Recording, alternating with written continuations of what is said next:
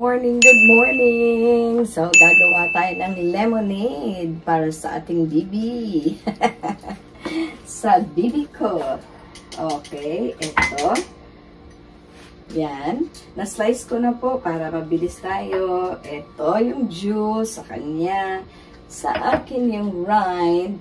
Sa kanya ay cold water. Wait lang, tanggalan natin ang mga buto. Tanggalan po natin ang mga buto. At tayo po ay mag-hair color sa umagang ito. Ayan. Okay. Tanggalan natin ang mga buto-buto yan. Ayan o. Okay. Pagkatapos mo pigain, tanggalin ang mga buto. Okay. Para wala nang problema mamaya paglalagay natin ng tubig. Okay, ayan na po. Okay, maganda ang lemon sa umaga. 'Di ba? Lemonade. Opo. Kasi na-alkalize niya po. Pag wala ka pang nakain, ma-alkalize niya ang buong katawan mo, no? So, oo, medyo may kamahalan din naman po yung alkaline water. So, pero okay lang. Kahit na mineral water ang gamit mo, ayan. So, pwedeng lagyan ng sugar, pwede rin po hindi. Depende sa'yo. Okay. At sa mamasita ay hot water. Yan po. Pwede namang warm kasi. So, it's your choice. It's your choice. If you want it warm or cold. Fallacy din lang naman pala, sabi. Pero marami talaga nagsasabi medically na mas maganda pagka warm water ang gagamitin mo pag wala ka pang nakain, wala pang laman ang tiyan mo sa umaga. Okay, para malusaw naman ang mga taba-taba. Huwag naman mag-coffee every day. So, ito. Okay. Hot siya. Okay. Yung ayaw ng hot, di cold lemonade ang sa inyo. Okay? So, tapos ay mag-hair color tayo. Kasi it will take about 20 to 30 minutes para mag-stick talaga yung kulay. Ayun, may maraming puti-puti na ang hair natin. So, yung mga roots lang po.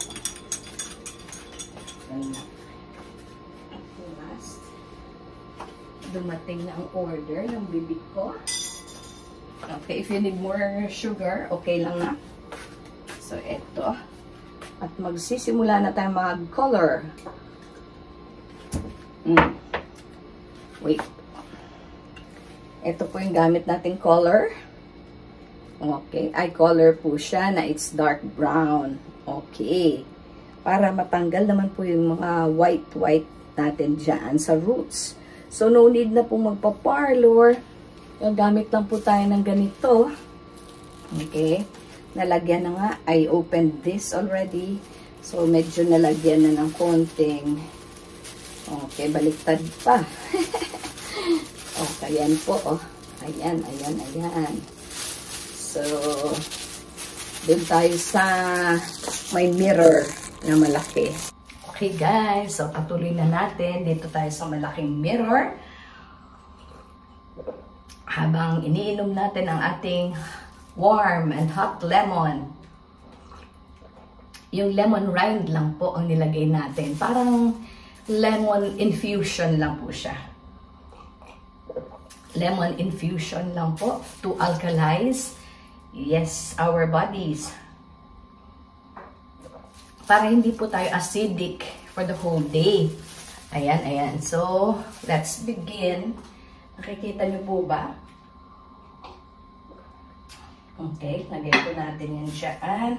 At ito na po yung ating hair color. Ilalagay pala natin to sa... Wait lang.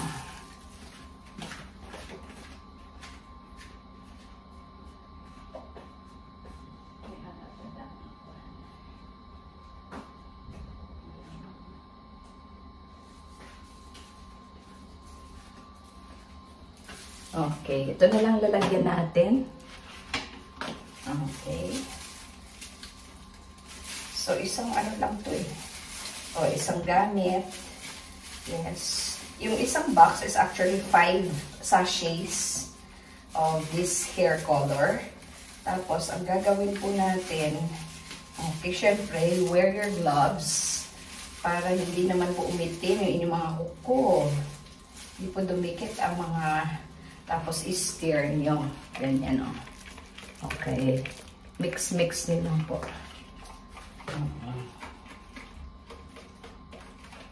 Mix.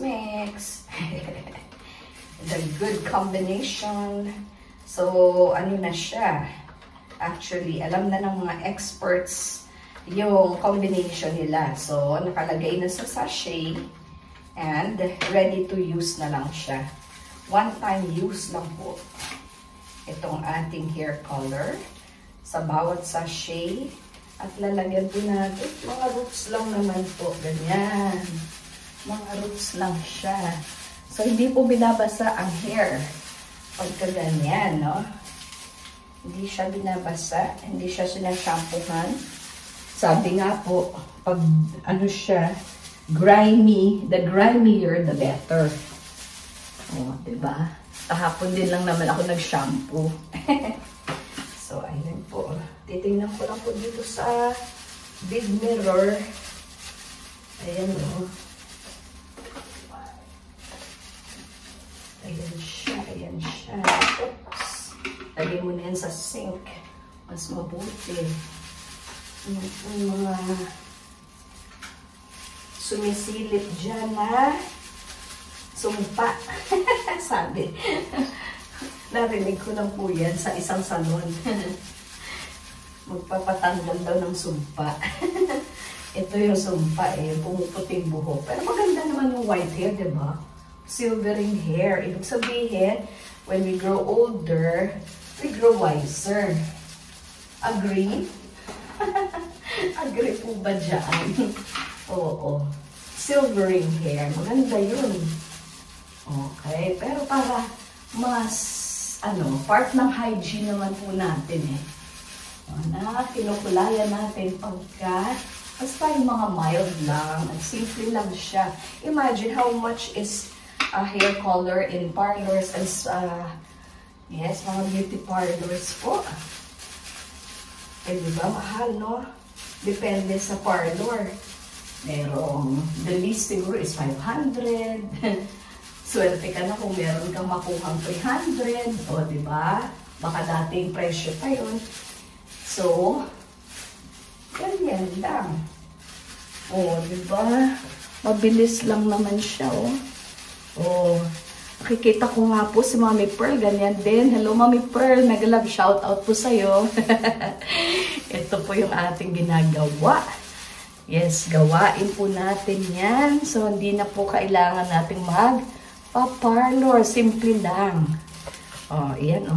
Konti na lang po. Parang tsokolate. Kung naglalagay pala ng tsokolate sa buhok. Okay. Si Tuyet na itong mga to dito. Wala pang kilay yun. Kasi depende sa ng hair. So, ginawa na rin natin na mirror itong ating camera. Ginawa na rin po nating mirror ang camera. So, kumusta kayo dyan, guys? Mega love shoutout po sa inyong lahat. Ayan, pinapasok ko na po kayo sa aming bathroom. Wala po tayong ligo challenge, Grabe siguro yung iba. Para magka-viral lang, ginaganyan, no? Yes, but anyway, sa atin naman ay kasiyahan lang. So, happy to meet you, new whitey friends. So, eto. Yeah, syempre, pumuputi na yung ating mga buhok. Kahit maputi na ang buhok ko. Roots lang naman po. Kaya very simple lang siya. Diba? Ganyan lang siya, Tinignan ko sa wall, baka mamaya na nagpunta yung ating hair color doon. Iitim yung ating white tiles. O, hindi naman pala siya white. Mga beige. Medyo beige. Okay, ayan o. Meron akong suklay doon. Mamaya kukunin ko po. At susuklayin natin siya para, yan, pwede namang layer by layer nyo pag-a-apply. Pero okay naman po na diretso ng ganito. Importante, okay, ano siya lahat. So, ito, yung sa mga likuran, mga long hair ko na yan, wala na yan. Oo, kasi ano naman siya, black na siya, brownish black. Yung mga dating kinulayan na yan, nung mga maliliit pa silang buhok, ganyan na rin. Okay, ayan po, malapit na maubos. So, tama lang siya actually for sa roots. So, makatipid ka pa kasi isang piraso niyan, isang sachet is less than 100 pesos. Ikaw lang mag-apply, edi ang mura. Ayan, pag medyo may mga puti-puti na, ganyan lang gagawin natin. To maintain ba? Simpleng beauty lang. Simple. For simple Jane. O, diba? Simpleng ganda. One time. Narinig ko yan. Di lang one time. Actually, many times sa mga, anong tawag dito? Sa radyo. O pag sumasakay ka sa bus o sa mga sa taxi. O, jeepney, naririnig mo minsan, simple ganda, simple Jane. Again pala, simple G. Simple G, simple ganda. Ayan ang simple ganda ni Simple Jane. Ayan, sariling shampoo. Shampoo na.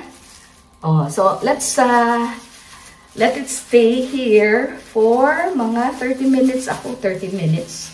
So, para talagang dikit na dikit siya. So, very mild lang actually. So, 30 minutes. And then, you shampoo. Pero, see to it na hindi malagyan yung mata mo. Kasi delikado din po yun eh. So, okay na. So, suklay-suklayin ko na lang ha. Kunin ko muna yung suklay. Okay. Yan, tanggalin mo namang mga nakalagay dyan. Ito. Yan, para hindi na mahirapan mamaya. Oo, pag nag-dry na siya. So, okay. Bantayan ang oras, of course. So, 7:40. Pero, medyo, kanina pa yun. Okay, basta, widow na lang. Okay. Ayan po. Oh, ito yung suklay, oh. Yan. Matagal na yan. Hinanap ko pa kung saan ko isiniksik. Hinanap pa kung saan isiniksik. Okay. Ayan. Oh, ano ba ang mga beauty regimen you guys? Ayan, 60 plus. 60 plus. So far, simple lang naman. Basta mag-clean ka lang ng mukha mo. See to it that when you sleep, wala kang mga makeup residue. Para, okay, syempre nag-lipstick ako ng konti, nagpulbo, bago tayo maganito. Langan sabihin mo, woke up like this. Okay, ayan o. Diba? Yan, mega love shoutout po dyan sa mga senior kong mga friends. Mga senior din naman yung mga content creators, no? Oo. So, mega love shoutout po sa inyong lahat at yung mga magsi-senior na. So, ayan. Ganyan lang ang tips para hindi tayo mapaggastos ng sobra. Okay? Simple na maganda. Okay, lagi ko naririnig yan dati. Simpleng maganda. Yun. So, kasi part naman ng hygiene natin yung ganyan. No? Huwag naman tayo magmukhang lotion. Okay, tama lang. Huwag na sobra. Oo. Tama lang po. Okay. Tama lang siya. Siyempre, suklayin mo hanggang dulo. So, nag-bathrobe na tayo para ready na mamaya. o hindi tayo mahirapan, hindi madumihan ang inyong damit. So, kailangan ganyan na siya para diretso ka ng maligo. Shampoo. Shampoo ligo na in one. Ayan po. O, diba? Parang itlog ang mukha. Okay. Buti na mga babae, hindi lahat, no? Meron din naman yung nagkakaroon ng alopecia, ibig sabihin nagkaka-hair fall at saka parang nakakalbo na. Ito mataas lang talaga yung ano ibig sabihin niya, alam niyo po? But I don't know. Tama lang. Hindi naman ganyan kataas yung ating hairline. Okay. O, diba? O, hindi tayo mahirapan. Ganyan lang guys, i-enjoy nyo lang every moment, every minute, every second of your life. Life is short. Pero sa tamang paraan lang. Yes po. Oh, life is short. Too short sometimes. Too short at times na kailangan. Okay. Meron tayong naiwan na magandang pamana, magandang example. Di po ba? Magandang example, guys. So, today is actually, dapat ginawa ko to ng Saturday. Pero anyway, dahil meron kaming piniprepare, so, okay lang naman po. Yung aking favorite na misa ay mamaya pa. So, Sunday pa lang ngayon. It's the, 13th Sunday in Ordinary Time. So, ano po kaya ang Gospel of the Day? Kung last week, the gospel was about the storm at sea. This week, titingnan po natin kung ano ang gospel natin, no? At saka, okay, sana makapagsimba tayong lahat at makinig tayo sa homily ng pari. Hopefully, yung pari ninyo, katulad din ng pari dito sa amin, na paglabas mo ay busog na busog ka. Meron kang inspiration na makukuha doon sa kanyang homily. So, let's pray for all our priests. Let's pray for more vocations kasi kailangan din naman po natin yan. So, na-realize ko lang po nung naghahanap kami ng pare doon po sa, hindi po lahat ng araw may misa doon sa Burulan. At sad to say, doon na mismo sa libing, wala na talagang pare. Kasi ang uunahin mo talagang mag-schedule. Pag nag-schedule ka, unahin mo talaga, try to see kung may pare ba sa ganyang oras bago ka mag-schedule ng libing. Kasi uunahin mo sila dahil syempre, tayo pwedeng mag-adjust, flexible tayo. Pero sila, ang dami nilang schedule eh. Imagine how many 1,000 families siguro in one? Ang konti lang po ng mga pari natin. Kaya, let us try to understand. Huwag po tayo magtatampo pag ganyan po ang nangyari. So, ginawa ko na lang po, nagdala na lang ako ng holy water. Ako nang mismo ang nagbasbas doon sa, at tayo naman, pwede naman tayo niyan eh. I-sprinkle mo lang ng holy water. And of course, magdasal.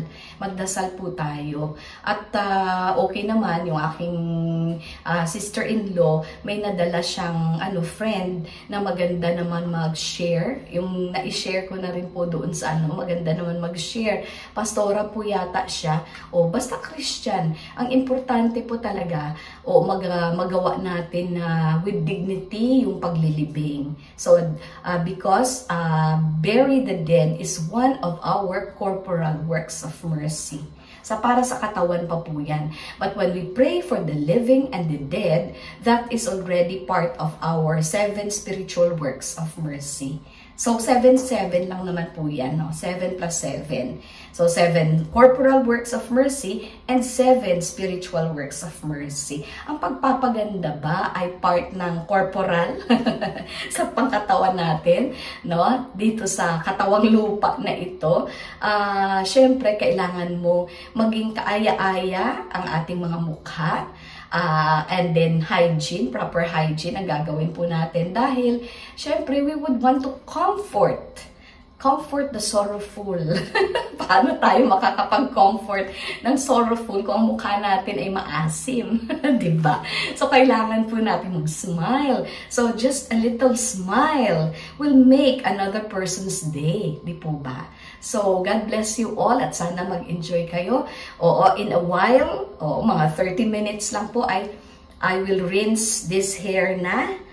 Tapos na po tayo sa ating pag-hair color. At ayan lang. Para hindi naman tayo magmukhang tigulbangs ba?